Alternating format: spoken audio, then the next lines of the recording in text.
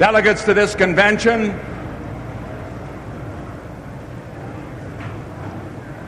my fellow Americans, 16 years ago, I stood before this convention to accept your nomination as the running mate of one of the greatest Americans of our time or of any time, Dwight D. Eisenhower.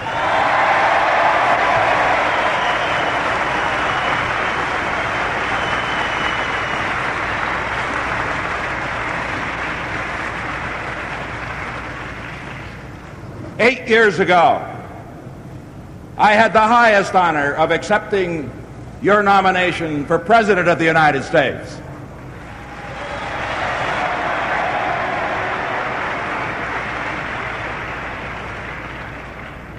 Tonight, I again proudly accept that nomination for President of the United States.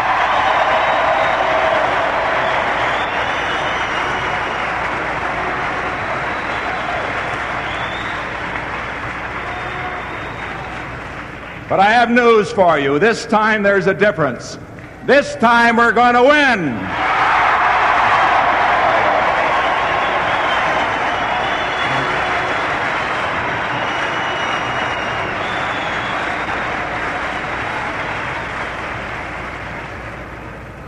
We're going to win for a number of reasons. First, a personal one. General Eisenhower, as you know, lies critically ill in the Walter Reed Hospital tonight. I have talked, however, with Mrs. Eisenhower on the telephone. She tells me that his heart is with us. And she says that there is nothing that he lives more for, and there is nothing that would lift him more than for us to win in November. And I say, let's win this one for Ike.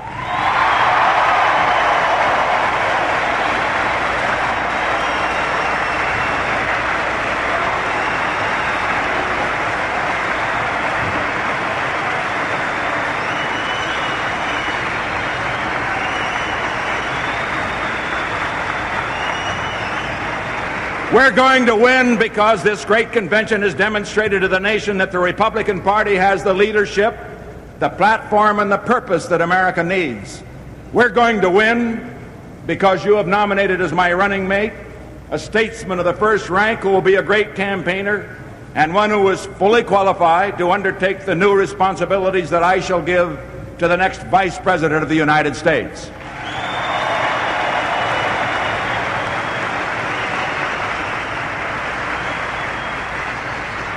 And he is a man who fully shares my conviction and yours that after a period of 40 years, when power has gone from the cities and the states to the government in Washington, D.C., it's time to have power go back from Washington to the states and to the cities of this country all over America.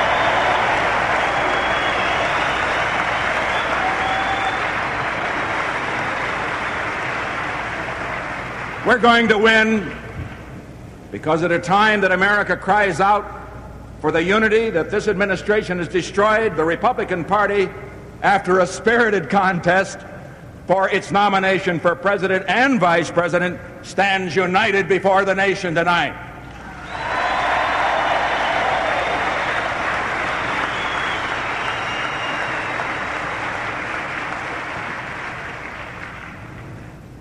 And I congratulate Governor Reagan.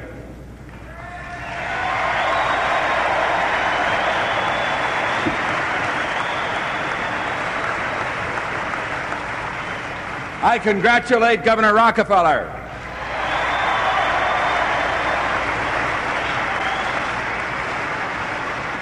I congratulate Governor Romney.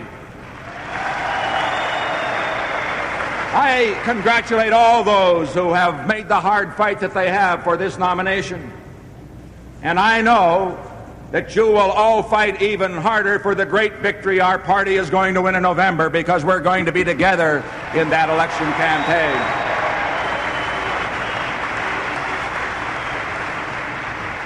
And a party that can unite itself will unite America.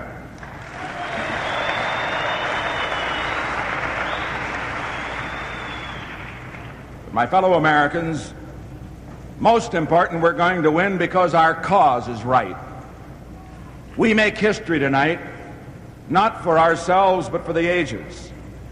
The choice we make in 1968 will determine not only the future of America, but the future of peace and freedom in the world for the last third of the 20th century. And the question that we answer tonight: can America meet this great challenge?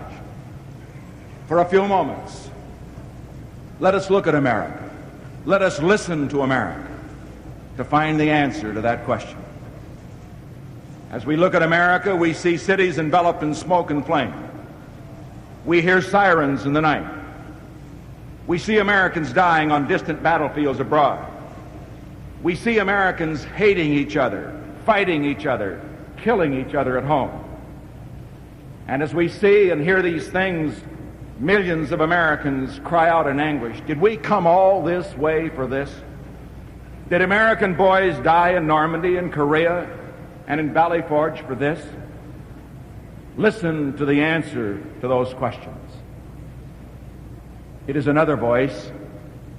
It is a quiet voice in the tumult of the shouting. It is the voice of the great majority of Americans, the forgotten Americans, the non-shouters, the non-demonstrators. They're not racist or sick. They're not guilty of the crime that plagues the land. They are black and they're white. They're native-born and foreign-born. They're young and they're old. They work in America's factories. They run America's businesses. They serve in government. They provide most of the soldiers who died to keep us free. They give drive to the spirit of America. They give lift to the American dream. They give steel to the backbone of America. They're good people. They're decent people. They work and they save and they pay their taxes and they care. Like Theodore Roosevelt, they know that this country will not be a good place for any of us to live in unless it's a good place for all of us to live in.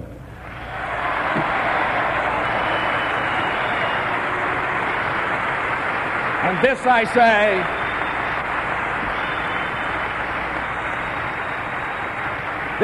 say to you tonight, is the real voice of America. In this year, 1968, this is the message it will broadcast to America and to the world. Let's never forget that despite her faults, America is a great nation. And America is great because her people are great. With Winston Churchill, we say, we have not journeyed all this way, across the centuries, across the oceans, across the mountains, across the prairies, because we are made of sugar candy. America's in trouble today not because her people have failed, but because her leaders have failed. And what America needs are leaders to match the greatness of her people.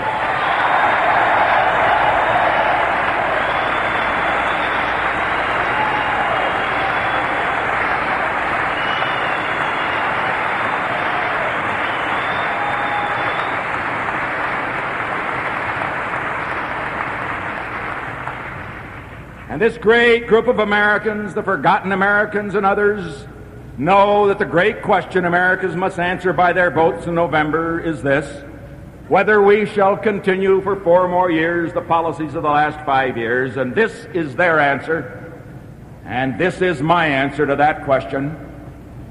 When the strongest nation in the world can be tied down for 4 years in a war in Vietnam with no end in sight, when the richest nation in the world can't manage its own economy, when the nation with the greatest tradition of the rule of law is plagued by unprecedented lawlessness, when a nation has been known for a century for equality of opportunity is torn by unprecedented racial violence, and when the President of the United States cannot travel abroad or to any major city at home without fear of a hostile demonstration, then it's time for new leadership for the United States of America.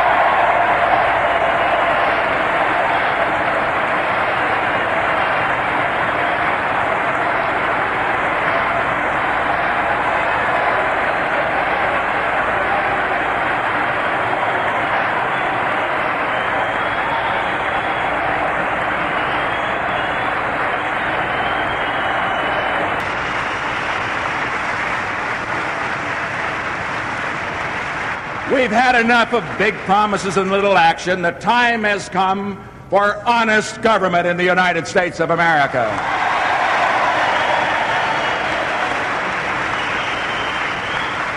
And so tonight, I do not promise the millennium in the morning.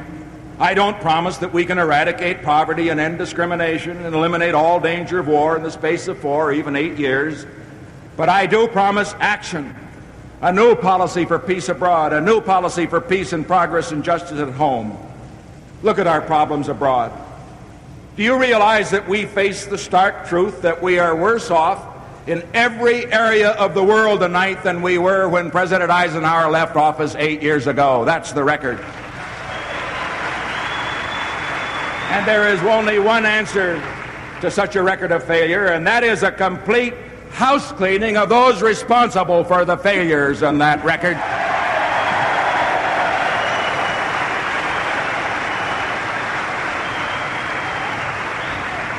The answer is a complete reappraisal of America's policies in every section of the world.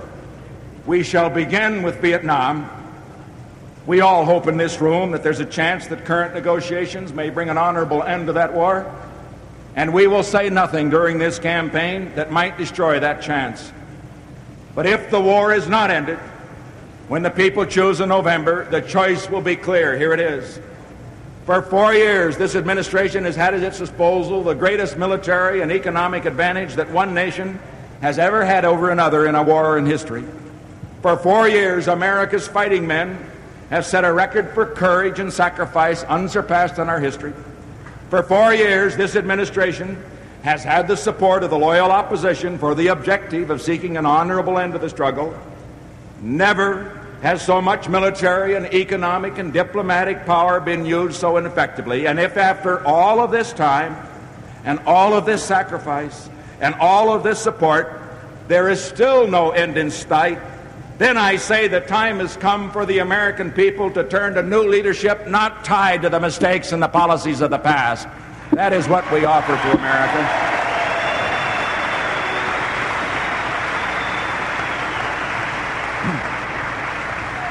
And I pledge to you tonight that the first priority foreign policy objective of our next administration will be bring an honorable end to the war in Vietnam.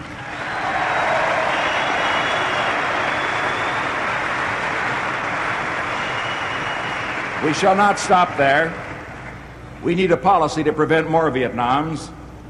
All of America's peacekeeping institutions and all of America's foreign commitments must be reappraised.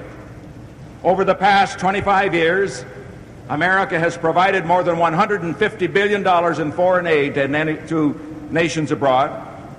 In Korea, and now again in Vietnam, the United States furnished most of the money, most of the arms, most of the men to help the people of those countries defend themselves against aggression. Now, we're a rich country.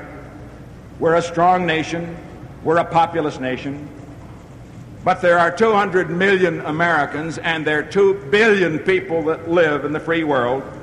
And I say the time has come for other nations in the free world to bear their fair share of the burden of defending peace and freedom around this world.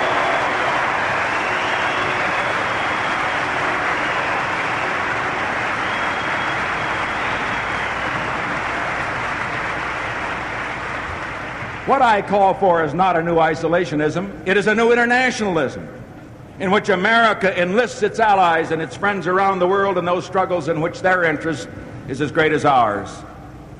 And now, to the leaders of the communist world, we say, after an era of confrontation, the time has come for an era of negotiation. Where the world's superpowers are concerned, there is no acceptable alternative to peaceful negotiation. Because this will be a period of negotiation, we shall restore the strength of America so that we shall always negotiate from strength and never from weakness.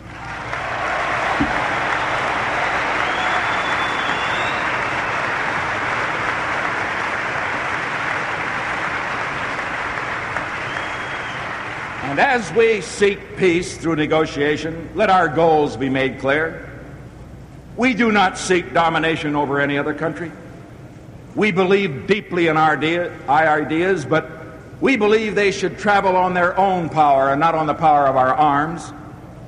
We shall never be belligerent, but we shall be as firm in defending our system as they are in expanding theirs. We believe this should be an era of peaceful competition, not only in the productivity of our factories, but in the quality of our ideas. We extend the hand of friendship to all people, to the Russian people, to the Chinese people, to all people in the world. And we shall work toward the goal of an open world, open skies, open cities, open hearts, open minds. The next 8 years, my friends,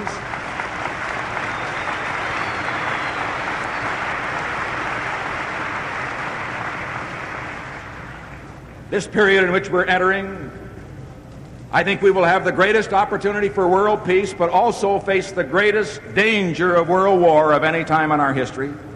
I believe we must have peace. I believe that we can have peace, but I do not underestimate the difficulty of this task. Because you see, the art of preserving peace is greater than that of waging war and much more demanding. But I am proud to have served in an administration which ended one war and kept the nation out of other wars for 8 years. And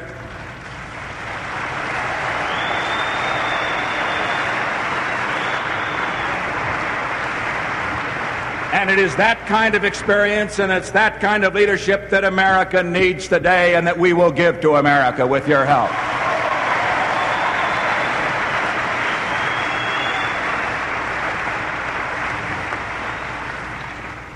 And as we commit to new policies for America tonight, let me make one further pledge. For 5 years, hardly a day has gone by when we haven't read or heard a report of the American flag being spit on, an embassy being stoned, a library being burned, or an ambassador being insulted someplace in the world. And each incident reduced respect for the United States until the ultimate insult inevitably occurred. And I say to you tonight that when respect for the United States of America falls so low that a fourth-rate military power like North Korea will seize an American naval vessel in the high seas, it's time for new leadership to restore respect for the United States of America.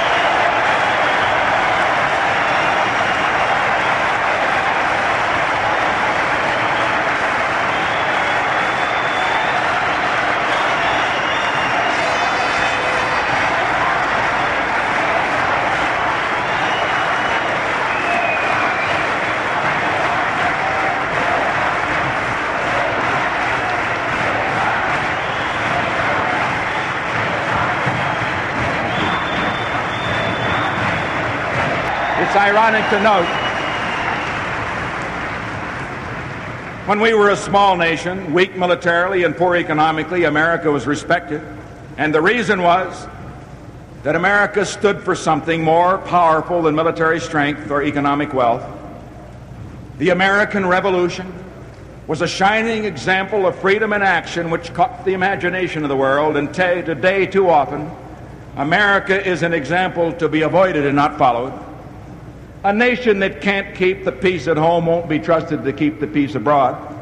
A president who isn't treated with respect at home will not be treated with respect abroad. A nation which can't manage its own economy can't tell others how to manage theirs. If we are to restore prestige and respect for America abroad, the place to begin is at home in the United States of America.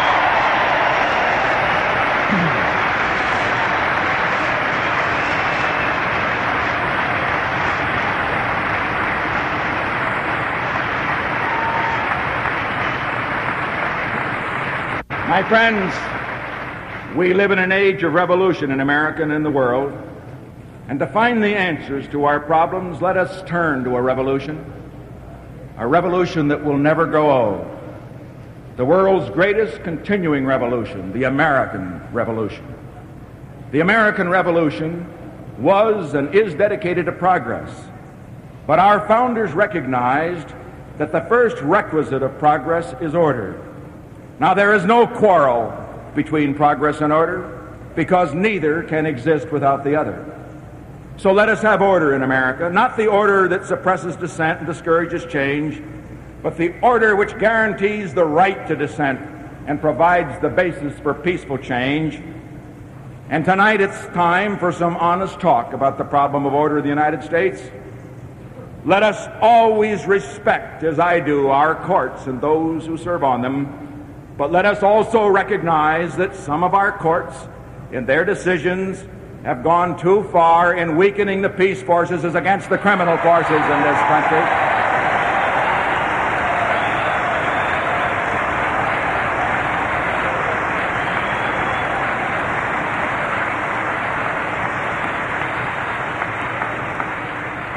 Let those who have the responsibility to enforce our laws and our judges who have the responsibility to interpret them be dedicated to the great principles of civil rights, but let them also recognize that the first civil right of every American is to be free from domestic violence, and that right must be guaranteed in this country.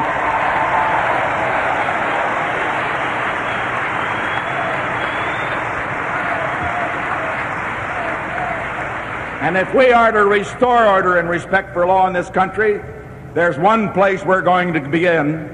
We're going to have a new Attorney General of the United States of America.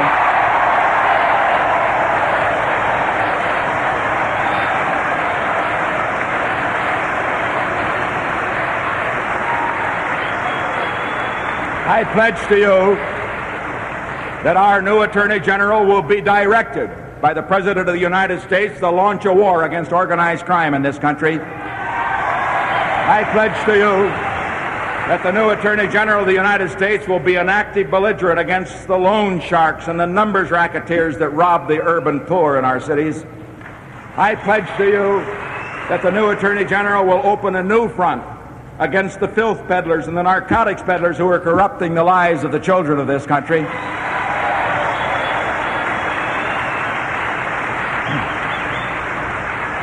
Because, my friends, let this message come through clear from what I say tonight.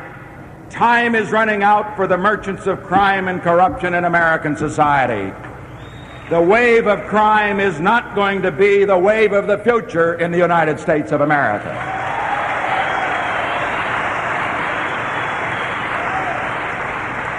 We shall reestablish freedom from fear in America so that America can take the lead in reestablishing freedom from fear in the world.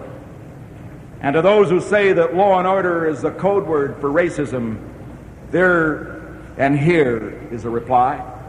Our goal is justice. Justice for every American. If we are to have respect for law in America, we must have laws that deserve respect. Just as we cannot have progress without order, we cannot have order without progress. And so as we commit to order tonight, let us commit to progress. And this brings me to the clearest choice among the great issues of this campaign. For the past 5 years, we have been deluged by government programs for the unemployed, programs for the cities, programs for the poor. That 1968 marked the beginning of the American generation in world history. Just to be alive in America, just to be alive at this time is an experience unparalleled in history. Here's where the action is. Think. 32 years from now, most of Americans living today will celebrate a new year that comes once in 1,000 years. 8 years from now, in the second term of the next president, we will celebrate the 200th anniversary of the American Revolution. And by our decision in this election, we, all of us here, all of you listening on television and radio, we will determine what kind of nation America will be on its 200th birthday. We will determine what kind of a world America will live in the year 2000. This is the kind of a day I see for America on that glorious 4th, 8 years from now. I see a day when Americans are once again proud of their flag, when once again at home and abroad it is honored as the world's greatest symbol of liberty and justice. I see a day when the President of the United States is respected and his office is honored because it is worthy of respect and worthy of honor. I see a day when every child in this land, regardless of his background, has a chance for the best education that our wisdom and schools can provide and an equal chance to go just as high as his talents will take him. I see a day when life in rural America attracts people to the country rather than driving them away. I see a day when we can look back on massive breakthroughs in solving the problems of slums and pollution and traffic, which are choking our cities to death. I see a day when our senior citizens and millions of others can plan for the future with the assurance that their government is not going to rob them of their savings by destroying the value of their dollars.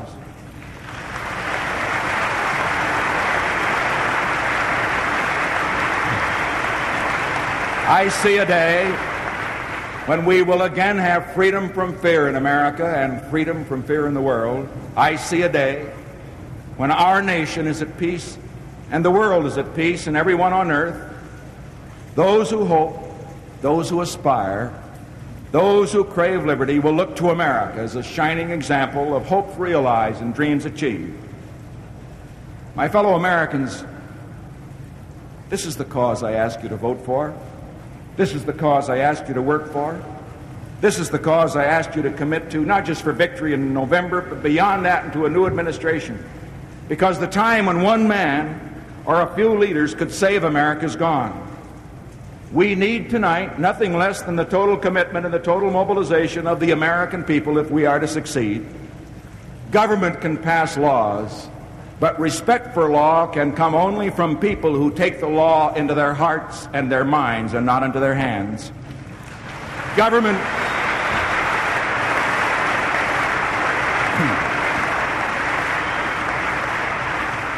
can provide opportunity, but opportunity means nothing unless people are prepared to seize it.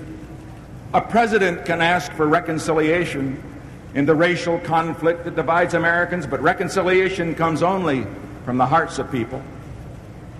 And tonight, therefore, as we make this commitment, let us look into our hearts and let us look down into the faces of our children. Is there anything in the world that should stand in their way? None of the old hatreds mean anything when you look down into the faces of our children. In their faces is our hope, our love, and our courage. Tonight I see the face of a child. He lives in a great city. He's black or he's white. He's Mexican, Italian, Polish. None of that matters. What matters, he's an American child. That child in that great city is more important than any politician's promise. He is America. He is a poet. He's a scientist. He's a great teacher. He's a proud craftsman. He's everything we ever hoped to be and everything we dare to dream to be. He sleeps the sleep of childhood and he dreams the dreams of a child. And yet when he awakens to a living nightmare of poverty, neglect, and despair. He fails in school. He ends up on welfare. For him, the American system is one that feeds his stomach and starves his soul. It breaks his heart. And in the end, it may take his life on some distant battlefield. To millions of children in this rich land, this is their prospect for the future. But this is only part of what I see in America.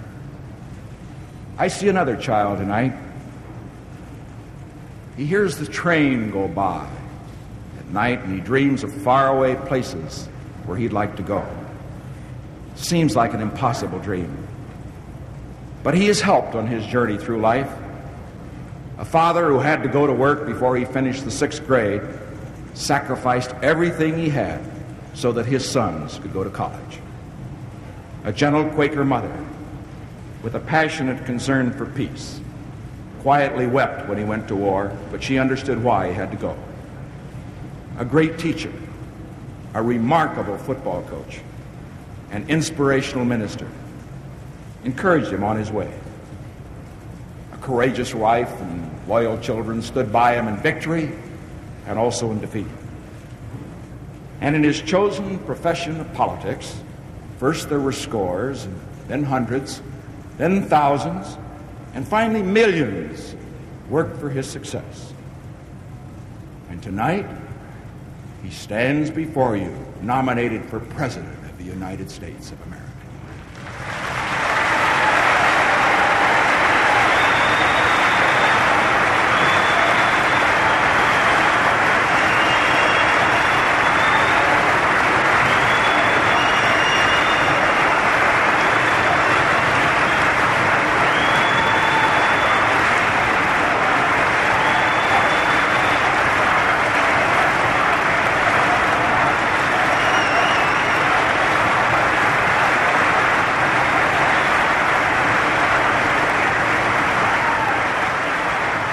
For most of us, the American Revolution has been won. The American dream has come true. And what I ask you to do tonight is to help me make that dream come true for millions to whom it's an impossible dream today. 108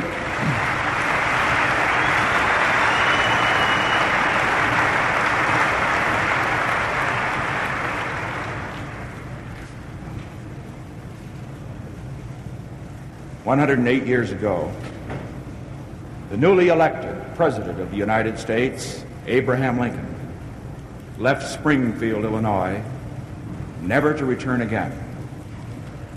He spoke to his friends gathered at the railroad station. Listen to his words. Today I leave you. I go to assume a greater task than devolved on General Washington. The great God which helped him must help me. Without that great assistance, I will surely fail.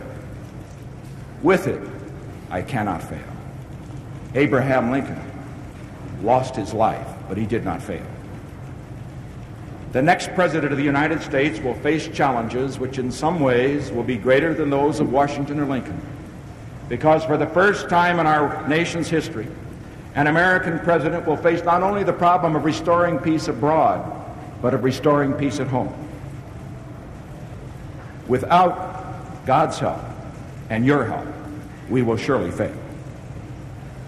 But with God's help and your help, we shall surely succeed.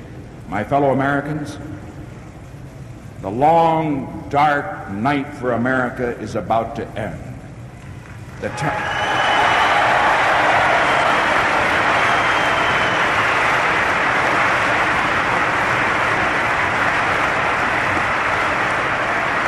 time has come.